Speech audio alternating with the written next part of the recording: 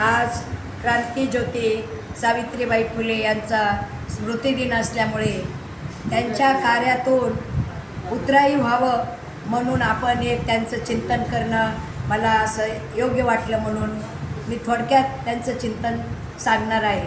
कारण आपण नेहमी ग्रंथ वाचतो, संतांचे चरित्र ऐकतो, पण संतांच्या चरित्रापेक्षा यांचं कार्य काही कमी नाही.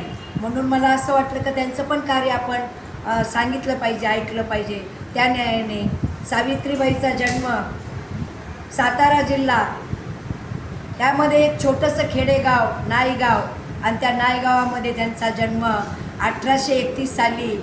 त्यांच्या वडिलाचं नाव खंडो पाटील नेवशे आणि आईचं नाव लक्ष्मीबाई. ज्या वेळेला तो काळ असा होता, सावित्रीबाईचा जन्म झाला त्यावेळेचा काळ म्हणजे एवढ्या क्रूर चालीरीती होत्या. त्यावेळेला बालविवाह होत होते, सतीची प्रथा होती, आणि शिक्षण तर ते शिक्षणाला खूप महापाप समजायचे. महिलांना कुठल्याही प्रकारच्या म्हणजे अशा स्वातंत्र्य नव्हतं, त्यांना मनासारखं जगता येत नव्हतं. उमऱ्याच्या बाहेर त्यांना म्हणजे जग माहीतच नव्हतं.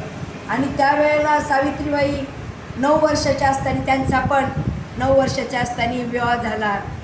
थोर समाजसुधारक महात्मा ज्योतिबा फुले यांच्याशी त्यांचा 1840ला विवाह झाला. त्यांचा विवाह झाला. थोडे दिवस गेल्याच्यानंतर त्यांच्या सासूबाईंनी असे 2-4 पुस्तकं घेऊन आल्या आणि तिला जवळ बोलवलं आणि बोलल्या, सावित्री हिप्पा, मी तुझ्याकरता पुस्तकं आणले, तर तू प्रयत्न कर, तू शिक, तू लवकर शिकशील. अशी चर्चा त्यांची चाललेली होती. तू शिकलीस तर तुझी कोणाला तरी म्हणजे इच्छा होईल का सावित्री शिकल्या, आपण शिकावं. ह्या आणि महिला शिकल्याशिवाय ह्या चालीरीती क्रूर गोष्टी संपणार नाहीत. आणि हा संवाद ज्योतिबा फुलेने ऐकला. ज्योतिबा फुलेला खूप आनंद झाला का माझ्या आईलासुद्धा शिक्षणाची आवड आहे, पण ह्या समाजाच्या विरोधामुळं मुलीला कोणी शिकायला पाठवत नाही.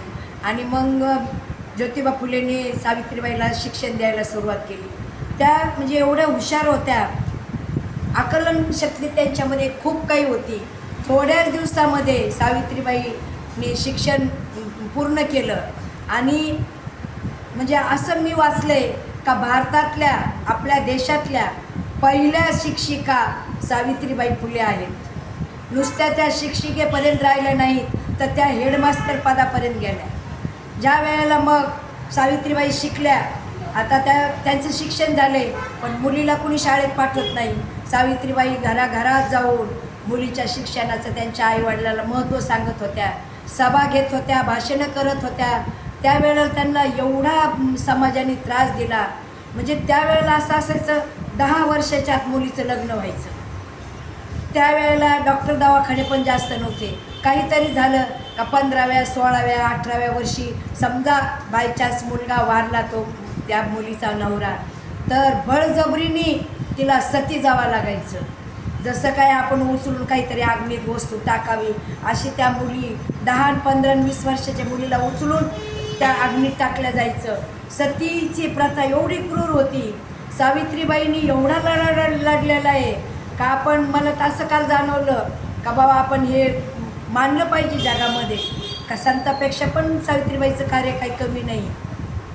मग ज्या वेळेला मग 1848मध्ये महात्मा फुलेने पुण्यामध्ये पहिली शाळा सुरू केली मुलीकरता. बुधवार पेठेमध्ये त्यांनी 1848ला पहिली शाळा सुरू केली. घराघरात जाऊन सावित्रीबाईंनी मुली आणल्या शाळेमध्ये. मग मुली शिकायला लागल्या. सावित्रीबाईला एवढा समाजाने त्रास दिले, त्या रस्त्याने चालल्या का कोणी त्यांच्या आगाऊ शेण फेकायचं, कोणी दगड मारायचे, कोणी चिखल फेकायचे, कोणी आदवा तदवा बोलायचे. पण सावित्रीबाई डगमगल्या नाही. त्यांनी त्यांचा पाया एवढा भक्कम केला. हळूहळू मुली शिकायला लागल्या, मुलीला त्यांचे अधिकार समजायला लागले, मुलीला त्यांच्या जीवनाची एक नवीन दिशा मिळायला लागली. आणि मग सावित्रीबाईने हळूहळू आवाज उठवला का लग्नावर बंदी आणली. मग बालविवाह बंद व्हायला लागले हळूहळू. नंतर सतीची प्रथा बंद व्हायला लागली. आता सतीची प्रथा बंद केली, पण मग त्या मुलीला काय करायचे, मुंडन करायचं. त्या मुलीचं पूर्ण डोक्यावरचे केस काढायचे आणि पांढरा कपडा तिला घालायला द्यायचा आणि खोलीच्या आत डांबून ठेवायचं. तिला बाहेर अजिबात येऊ द्यायचं नाही, असं डांबून ठेवायचं.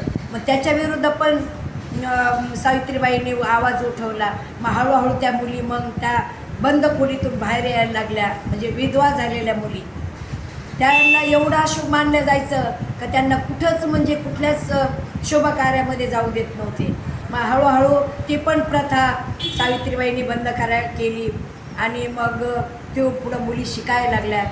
खूप काही मोठ्या विचार करा तुम्ही, जर सावित्रीबाईंनी हा आवाज उठवला नसता तुम्ही आम्ही आला असतोत का? तुम्ही आम्ही शिकला असतोत का? आज सावित्रीबाईचे आपल्यावर एवढे उपकार आहेत, एवढे उपकार आहेत. आज आपल्या देशात म्हणा, जगात म्हणा, कुठं म्हणा, आजची स्त्री कुठं कमी? खेड्यातल्या ग्रामपंचायतमधल्या सरपंच पदापासून तर राष्ट्रपती, पंतप्रधान, डॉक्टर, वकील, इंजिनियर, नाही त्या पायलटपर्यंत. आज विमान चालवती स्त्री, आज रिक्षा चालवते, रिक्षापासून तर विमानापर्यंतची झेप आहे. मग आज आपल्यावर सावित्रीबाईचे उपकार आहेत का नाही? ह्या गोष्टी आपल्याला ऐकल्या असत्या, माहीत असन नसन तो भाग वेगळा. पण मला एक इच्छा झाली का आपण सावित्रीबाईचं चिंतन केलं पाहिजे. या न्यायानिमित्त विचार मांडला. सावित्रीबाईंनी एवढा लढा लढल्या. शाळेमध्ये त्यांनी विधवा मुलीकरता लढाई लढल्या.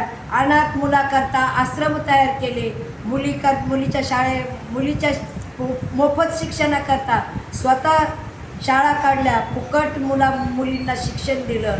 त्यांना त्यांच्या जीवनाच्या अनेक काही खोचा त्यांना समजून सांगितल्या. आधी आईवडिलांना तयार करावं लागलं त्यांना. आईवडील सहजासहजी तयार झाले असतील का? समाज सहजासहजी तयार झाला का? ज्योतिबा फुलेवर दगडं फेकायचे, शाळेवर दगडं मारायचे, रस्त्याने चालले का शेण फेकायचं, असं अनेक प्रकारचे त्यांनी त्रास दिला. पण दोघंही डगमगले नाहीत. आज त्यांचे आपल्यावर खूप उपकार आहेत. पुढे चालून सावित्रीबाई अशी म्हणजे प्लेगाची महामारीची एवढी भयंकर साथ आली आणि त्या साथीमध्ये त्या दोघा पण सावित्रीबाई आणि महात्मा फुले हे रुग्णाची सेवा करत होते. मोफत सेवा करायची. पण असं काही नशिबाची गती असती का रुग्णाची सेवा करता करता काही रुग्ण चांगले व्हायचे, घरी जायचे. जसं काही करोना कसा आला होता याप्रमाणे. आणि मग याच्यामध्ये बरेच लोक दगावले आणि त्याच्यामध्येच सावित्रीबाईंना त्या प्लेगाची लागण झाली. सावित्रीबाई फक्त शिक्षिका म्हणून नव्हत्या, त्या सुंदर कवयित्री होत्या आणि त्या समाज प्रबोधन, सामाजिक कार्य करत होत्या. त्यांच्याविषयी मला असं सांगू इच्छिते मी, सुंदर असं, शिक्षणाच्या स्वर्गाचे जिने उघडले द्वार, शिक्षणाच्या स्वर्गाचे जिने उघडले दार, तीच सावित्री आज जगाची झाली सिलेदार. तीच सावित्री आज जगाची झाली सिलेदार. स्त्रियांच्या शिक्षणाची खरी कैवारी, स्त्रियांच्या शिक्षणाची खरी कैवारी सावित्री, तुमच्यामुळेच शिकते आज प्रत्येक नारी. सावित्री, तुमच्यामुळेच आज शिकते प्रत्येक नारी. समाजातला जिने दिली ज्ञानाची सावली, समाजातील स्त्रियांना जिने दिली ज्ञानाची सावली, धन्य ती क्रांती ज्योती सावित्री माऊली. धन्य ती क्रांती ज्योती सावित्री माऊली. आणि अशा प्रकारे सावित्रीबाईंनी खूप महान कार्य केलं. पण काळाने या सावित्रीबाईवर त्या प्लेगाचा घाला घातला आणि त्या साथीमध्ये सावित्रीबाई 1897 साली त्यांनी या जगाचा निरोप घेतला आणि तुम्हाला पोरकं केलं. अजून त्यांना जर आयुष्य लाभलं असतं तर आपल्याकरता अजून अनेक सुविधा त्यांनी आपल्यापर्यंत आणल्या असत्या. विचार करा, आज एकाही क्षेत्र असं नाही का त्या क्षेत्रामध्ये स्त्री नाही म्हणून. किती विचार विचित्र होते त्या लोकांचे. जिवंत मुली कोवळ्या वयातल्या त्यांच्यामध्ये काय त्याग होता का बाबा आपला नवरा मेला ना आपण कशाला जगायचं. आता आजची समजा वयोवृद्ध स्त्री म्हणाल बाबा का कशाला जगायचं, पण त्या मुलीला संसाराचं जीवनाचा सुरुवातसुद्धा झालेली नव्हती. त्या वयात त्यांना सती जावं लागत होतं. सतीची प्रथा बंद केली, बालविवाहाची प्रथा बंद केली आणि शिक्षणाचे दरवाजे त्यांनी आमच्याकरता खुले केले. म्हणून आपण सावित्रीबाईंच्या उपकारातून मुक्त होण्याकरता आपण त्यांच्या ह्या स्मृतिदिनानिमित्त त्यांना आपण मानाने मनाने आणि विनम्र असं अभिवादन करू आणि आजच्या या दिवशी त्यांच्या चरित्रावर थोडंसं बोलण्याचा प्रयत्न केला. रामकृष्ण हरी.